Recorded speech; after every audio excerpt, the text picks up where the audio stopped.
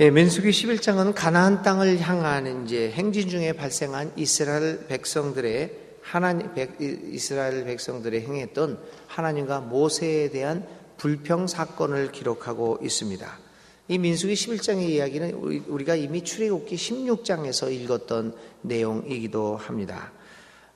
이제 만나와 메추라기의 이야기도 있고 백성들의 불만 이야기도 나오게 됩니다. 그런데 이 민수기 11장은 출애굽기 16장과는 달리 출애굽기 16장이 만나와 메추라기라는 것이 그 이스라엘 사람들이 광야에서 가졌던 양식인데 그 양식이 어떻게 해서 그들이 먹게 되었는가 하는 것에 초점을 더 맞춰 있다고 한다면 민수기 11장은 백성들이 터뜨린 불평, 불만에 대하여 집중해서 기록을 하고 있습니다. 이스라엘 백성들은 하나님의 은혜로 광야에서도 굶주리지 않았습니다. 만나를 공급받음으로써 나름대로 배불리 먹을 수 있었습니다.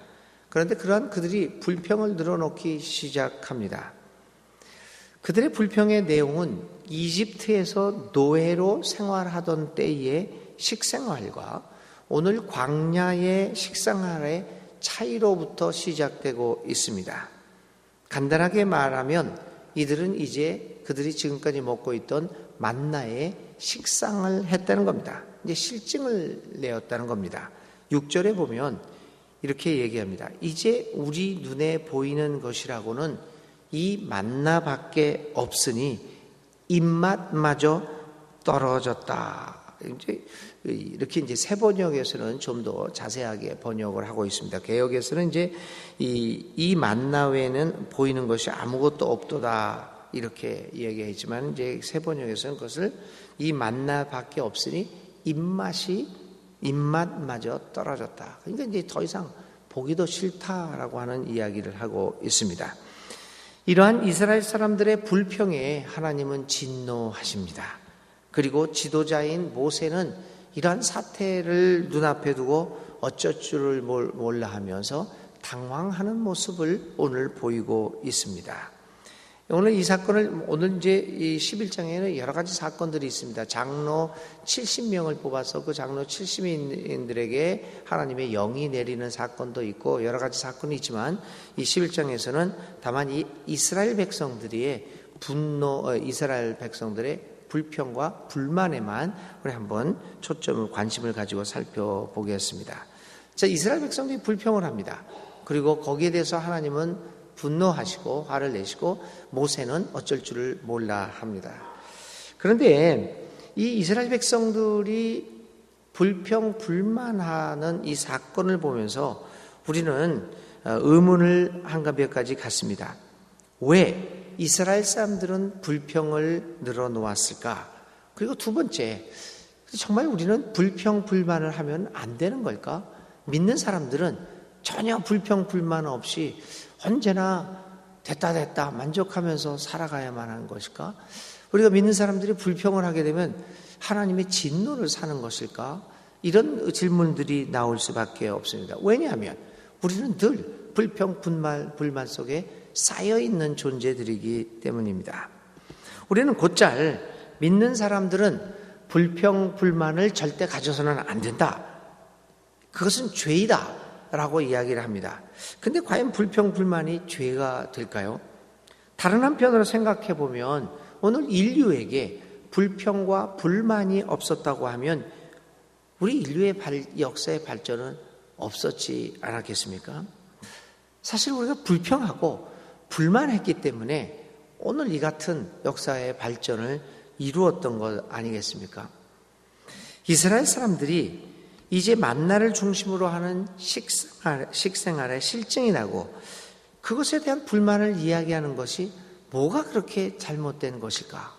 라는 생각을 하게 됩니다. 적어도 그 정도의 불평은 한 인간이 가질 수 있는 매우 자연스러운 행동이 아니겠습니까? 과연 하나님의 분노가 이러한 종류의 불평을 향하는 것일까? 의문을 갖지 않을 수 없습니다. 과연 하나님은 우리가 불평하는 것마다 그렇게 분노하실까요? 아닙니다, 여러분. 오늘의 본문을 자세히 살펴보면 하나님의 불평에 대한 분노는 이스라엘 사람들의 삶 속에서 자연스럽게 발생하는 불평, 불만을 향하고 있지 않습니다. 하나님의 분노는 좀 더 근원적이고 본질적인 면을 향하고 있음을 오늘의 본문에서 우리는 발견할 수 있습니다. 그리고 그것은 이스라엘 백성들의 불평, 불만의 그 저변에 깔려있는 생각을 향한 분노였습니다. 그것은 한마디로 과거로 돌아가고자 하는 노예의식이었습니다. 이스라엘 백성들은 왜 지금 여기에서 불평, 불만을 하고 있습니까? 바로 이집트에서 있었던 그 노예 생활과 비교하면서 과거로 회귀하려고 하는 그러한 생각이 깔려 있었던 것입니다. 그래서 하나님은 백성들에게 분노하면서 이렇게 이야기하고 있습니다. 그것이 11장 20절의 하반부에 나와 있죠.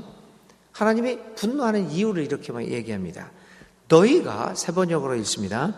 너희가 너희 가운데 있는 나 주를 거절하고 내 앞에서 울면서 우리가 왜 이집트를 떠났던가 하고 후회하였기 때문입니다. 우리 하나님은 우리가 하나님에 대해서 생각해야 할 것은 많은 것들이 우리가 생각들을 교정해야 될 것이 필요하지만요. 그 중에서 가장 중요한 것은 하나님은 공포의 하나님이다. 우리에게 완벽을 요구하는 신이다라고 하는 생각입니다. 그래서 우리는 굉장히 강박관념을 갖고 살아갑니다. 하나님 앞에서는 조금 더 흐트러지는 자세를 보여서는 안 된다. 그러면 나는 하나님한테 불경스러운 죄를 저지르기 때문에 벌을 받을 수도 있다라는 생각입니다. 그래서 우리는 하나님을 믿는데 굉장히 강박관념을 갖고 믿습니다. 조금 더 불평을 해서는 안 됩니다.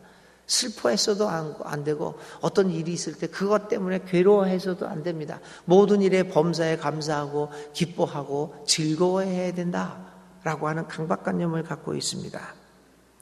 하나님이 한마디로 말씀드리면 하나님은 그렇게 빡빡한 하나님이 아니십니다. 굉장히 여유가 있는 분이 하나님이십니다. 우리가 빡빡한 사람 앞에 나가서 상대하다 보면 내 마음이 긴장이 됩니다.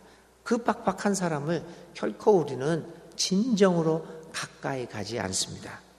오늘 우리들의 그 마음의 저변에 하나님에 대한 생각, 이런 강박관념이 있기 때문에 하나님을 많이 믿는다고 하면서 정말 가까이 가지 않습니다. 늘 두려운 마음으로. 근데 정작 하나님이 우리가 불평한다고 그거 하나하나 가지고 혼을 내고 절대 100% 불평하지 말라. 100% 완벽하라. 이렇게 말씀하실까요? 그렇지 않습니다. 하나님이 보는 것은 좀 더 근원적인 것입니다.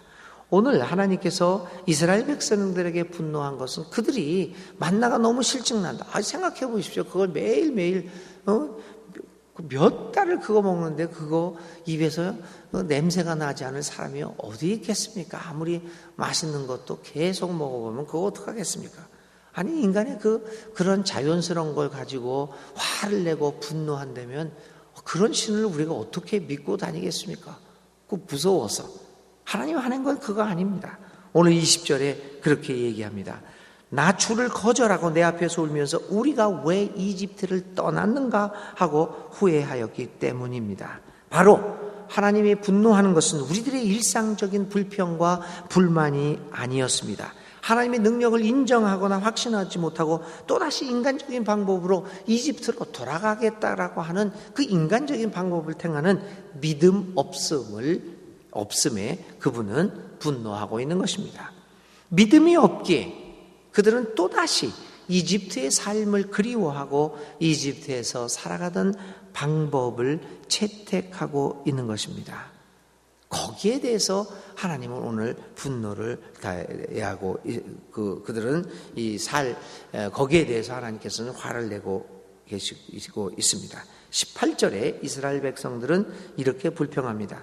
누가 우리에게 고기를 먹이려나 이집트에선 우리가 참 좋았는데 하면서 울었다.